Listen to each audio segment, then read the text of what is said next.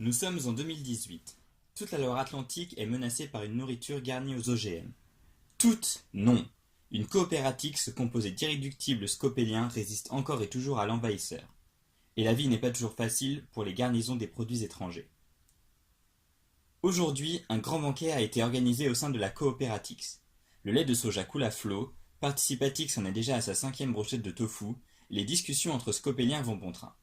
Alors, Thierrix, on en est où dans les travaux de déconstruction? Quand je touche au circuit électrique, les scopéliens craignent que le ciel leur tombe sur la tête. Mais sinon, tout va bien. Par Scopélix. Si j'attrape le gredin qui a mis ma chaussure dans le compost...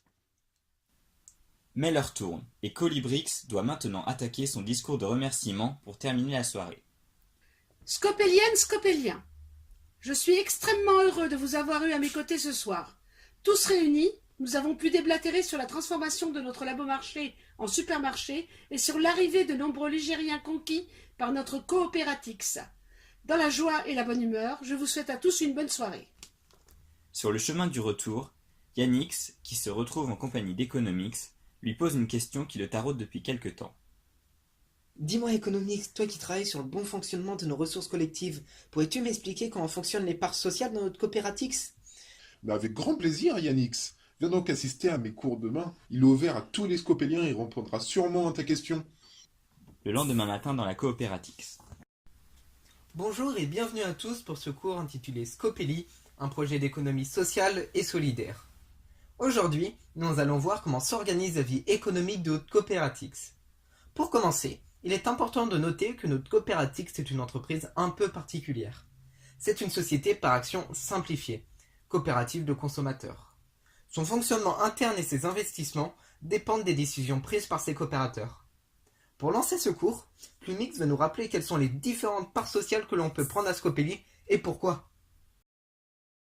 Tout d'abord, chaque personne souhaitant devenir coopérateur doit adhérer à la cantine, souscrire jusqu'à 50 € de part sociale A et respecter le règlement intérieur.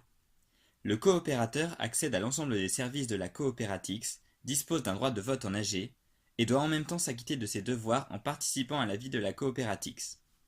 Ensuite, des parts B peuvent être souscrites pour soutenir le projet. Ces personnes qui veulent contribuer aux objectifs de la Coopératix peuvent prendre de 50 à 2000 € de part sociale B. À noter que les montants des parts A et B peuvent être récupérés à la demande du souscripteur.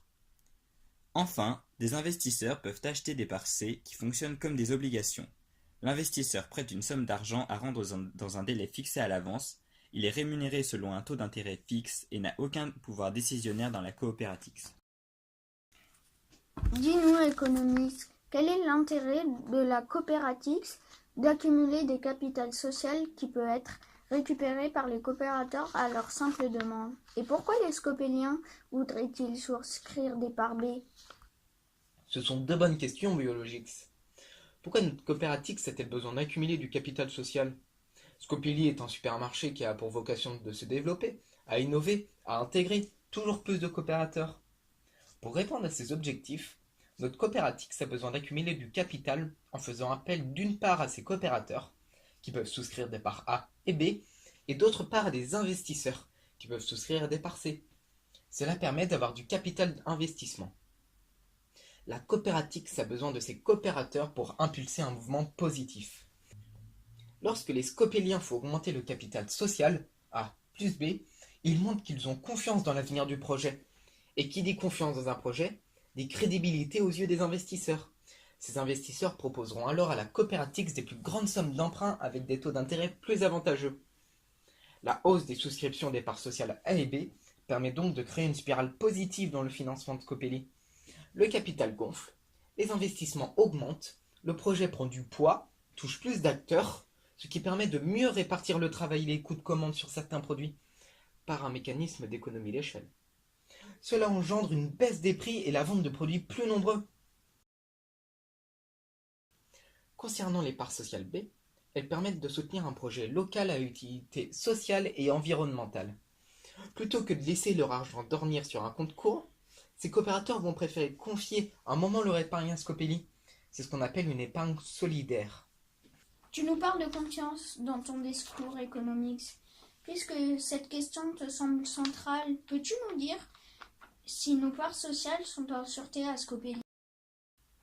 Je ne suis pas druide, et n'ai donc pas la prétention de pouvoir prédire l'avenir. Mais nous pouvons regarder ensemble quelques chiffres pour juger de la viabilité du système économique des coopératives. Statistiquement, 76% des sociétés coopératives et participatives françaises résistent à une crise, tandis que 65% des entreprises traditionnelles y survivent. Comment expliquer cet écart? Certes, l'implication des coopérateurs dans un projet qui leur tient à cœur est un argument valable, mais pas central.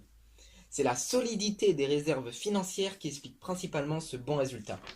En effet, plutôt que de risquer leur argent sur les marchés financiers, les coopératives préfèrent mettre en réserve une part importante de leurs bénéfices. Environ 40% sont mis en réserve, bien loin des 16% obligatoires dont se rapprochent la plupart des entreprises. De plus, le renouvellement fréquent des coopérateurs aux responsabilités et le contrôle annuel des finances et des stratégies du projet permettent d'éviter tout débordement et de rendre le projet plus viable.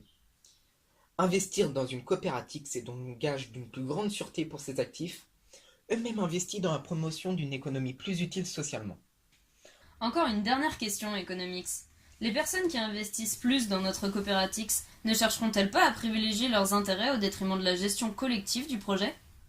Avec notre mécanisme de pondération lors des votes en AG, aucun risque. À Scopelli, les associés ayant souscrit des parts sociales A obtiennent chacun une seule et unique voix et représentent 90% du corps électoral. Les associés ayant souscrit des parts sociales B obtiennent aussi une seule voix, représentent simplement 10% du corps électoral.